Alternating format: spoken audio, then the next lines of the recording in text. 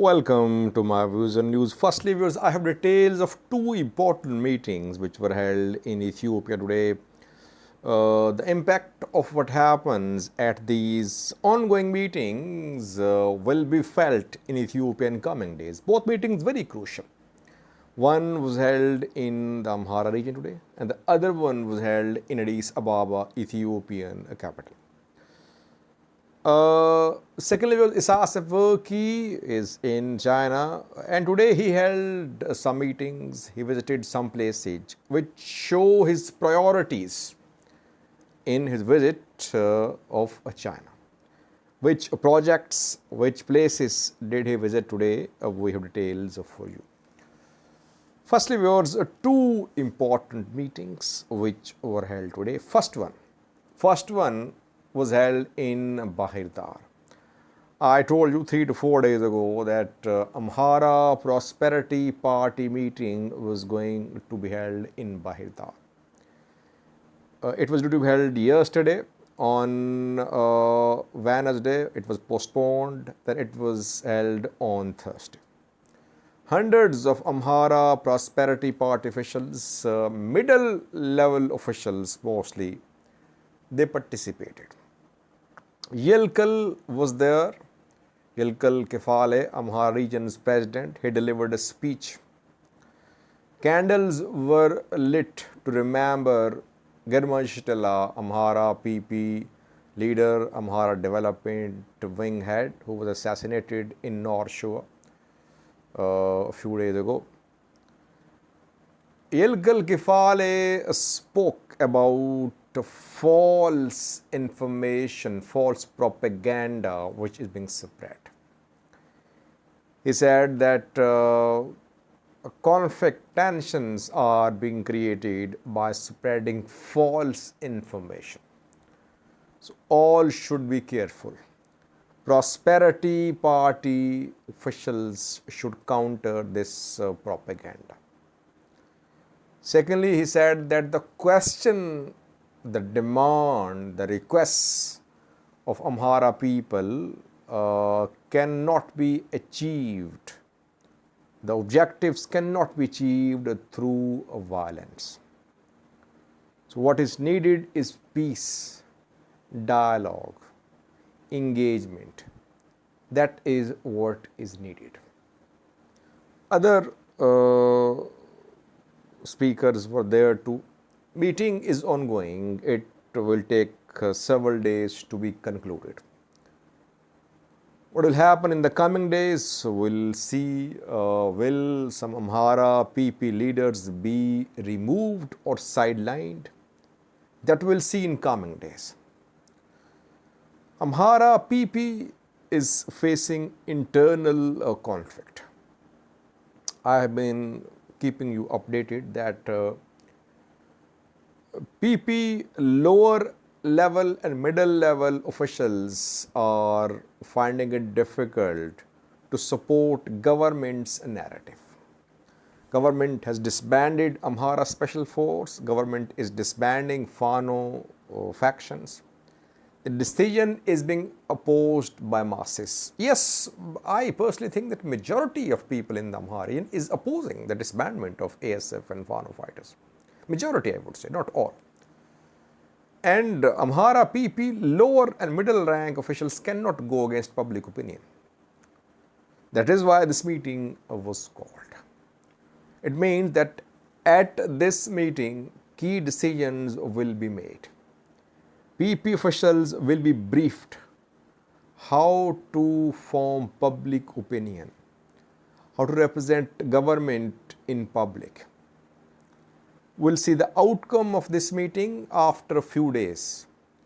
Will these PP officials play any role in furthering government's narrative? Or will the party become more split? We'll have to wait to see. Secondly, PP is going to face more challenges in coming days. Decisions could be made by the federal government about future status of Raya and Volkait in coming days. if any decision is made to hand over Raya to TPLF-led Tigray government, interim government, or Volgaya to Tigray interim government, it would lead to a backlash in the Amhara region. And these people leaders will again be tested. That is why perhaps this meeting has been summoned. They are being briefed about coming days. Coming days will be more testing for Amhara Prosperity Party. The party is united. Why? Because in Amhara region, it's difficult to work as opposition. Even the party which claims to be opposition party, it is part of the government, Nama.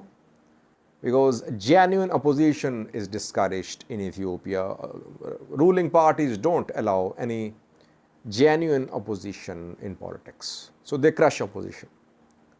These PP officials, either they'll stay with the party, or they'll be sidelined, or they'll distance themselves. It's not that an anti-government strong movement in the Amhara region is going to take some shape. Yes, anti-government sentiment is there, but there is no one leader to cash in on this sentiment. But it will be interesting to see how Prosperity Party is going to handle the internal conflict within the party and the challenges being faced by the party in the Amhara region. So we'll try to monitor this 10-day or week-long meeting of the PP, and we'll try to update you more in coming days. Second important meeting was held in Addis Ababa, Ethiopian capital. The meeting will continue tomorrow as well. Orthodox Church Synod met there. The Synod met to finalize, to approve appointments of bishops to the Oromia region of Ethiopia. Appointments and reportedly promotions too. The recent conflict between Oromia region-based Orthodox faction and the main church started when the three archbishops made appointments of some bishops to Oromia. That was the start of confrontation, start of tension, and that tension is continuing. In several dioceses of the Oromia region, Orthodox Church is not in control. Orthodox is led by Abune Matthias. But local bishops are in control, not having the approval, the permission of the main church. At the ongoing meeting, appointments of bishops to Oromia will be finalized. Which bishops will be appointed to Oromia? Those who were appointed by the splinter faction and the appointment was rejected by the main church, or new appointees?